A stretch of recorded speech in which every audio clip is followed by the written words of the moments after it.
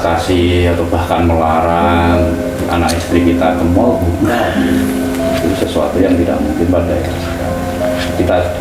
Bagaimana membarengi kegiatan ke mall itu tidak semata-mata menjadi kegiatan konsumtif, tapi juga menjadi kegiatan sosial. Kegiatan sosial itu maknanya seperti apa? Ada banyak pelajaran ketika di mall yang bisa direnungkan, bisa kontemplasikan dan seterusnya. Bisa bergaul dengan banyak orang di sana, berkomunikasi dengan banyak orang di sana. Itu kegiatan sosial, kegiatan spiritual. Stois lagi konco-konco sing neng kini kita sudah diajarkan oleh guru kita. Ya ke mall, ke gedung film atau ke tempat pesta, selalu jangan lupa sembari kita doakan. Mesti mugi-mugi senenge sederek-sederek kula yang wonten papan menika kados senenge mangke wonten ing akhirat. Apa TK jarang jadi kegiatan spiritual, bukan hanya sekedar kegiatan ekonomi, ya kegiatan sosial.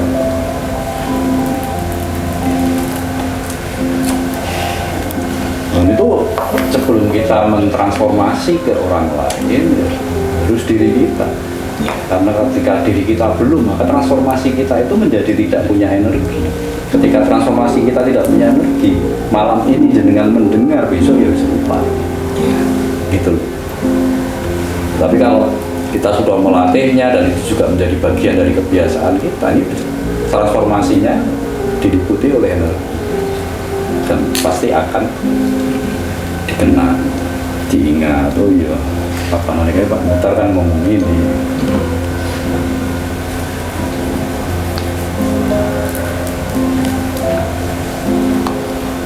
Kan syarat jelas kan dalam apa syarat salah satu syarat dakwah itu kan sudah melakukan minimal itu sudah paham.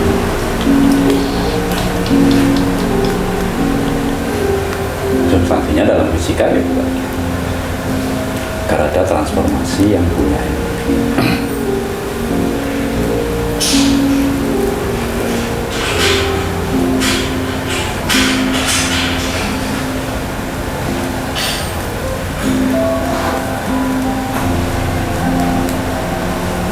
misalnya ini satu contoh saja, makan sejak kecil kita dididik,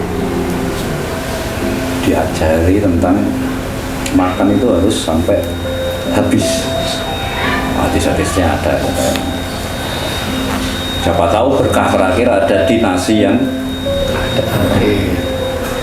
Alasan sosiologisnya untuk jadi nasi satu piring di depanmu ini perlu proses yang sangat panjang, melibatkan ratusan orang, mulai petani, penggula, ya, distributor, pengusaha distributor, sehingga plastik, sehingga macam-macam, melibatkan ratusan bahkan ribuan. Kan itu selalu yang diajarkan pada kita. Tapi pada sisi lain ada kesadaran. Ada kesadaran alternatif baru.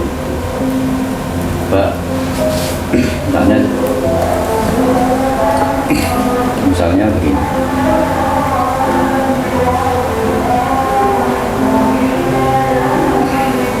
Satu habis dengan argumen-argumen tadi.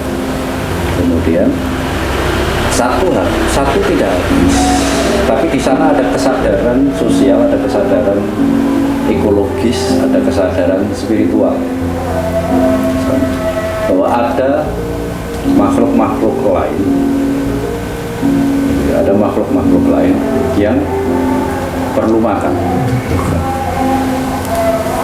minimal zat pengurai.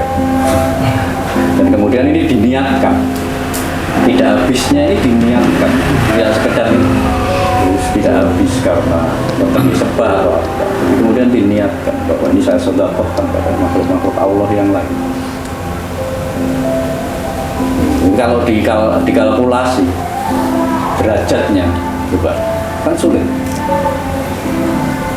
Kalau bicara yang tadi, ini masih ada unsur yang habis tadi, masih ada unsur ego, masih ada unsur ego. Karena faktualnya nasi itu akan masuk ke perut kita, faktualnya itu nasi itu akan masuk ke perut kita, apapun argumennya, ya, argumennya, dan itu baik, bukannya tidak baik, itu baik. Kalau bisa ya seperti itu tuntunan Rasul. Tapi kan jarang dari kita yang menghabiskan makan itu karena ingat dawuh Rasulullah.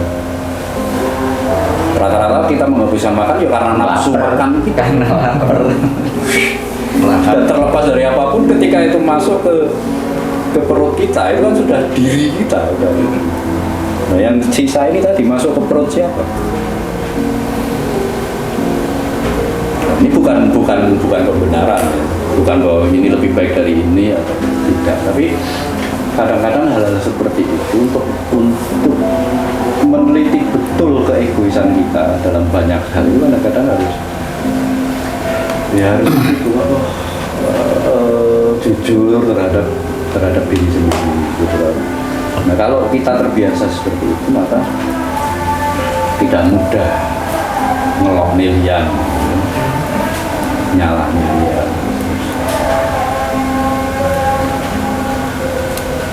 Mangan mesti gak tahu gak mensyukuri nikmat Tuhan, gak anu barokah. Itu bener larang.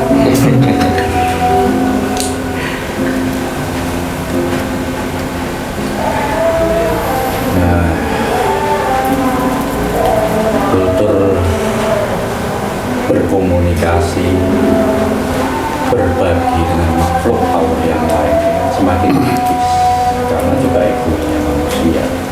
Pertama, ego terhadap dirinya sendiri, kedua ego terhadap spesiesnya sebagai manusia,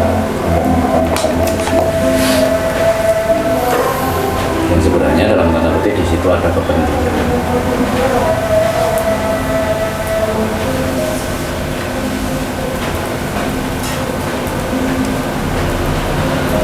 Jadi ojo terus gampang curiga wong sing ndeleh sajen tapi kita menyekutukan terus gitu ya dia orang ngerti niatnya ya, ternyata niatnya sedekah piye to sedekah kok ngono kan ngene kabeh kok menurut sampean bicara dhewe sedekah. Tidak bisa, cara sedekah saya berbeda dengan sampean. Yang paling utama adalah bahwa kita harus bersedekah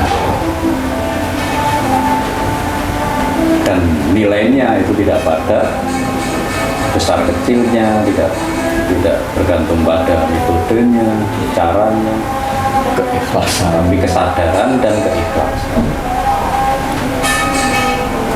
Dan itu sudah dicontohkan dengan peristiwa Habil Qabil.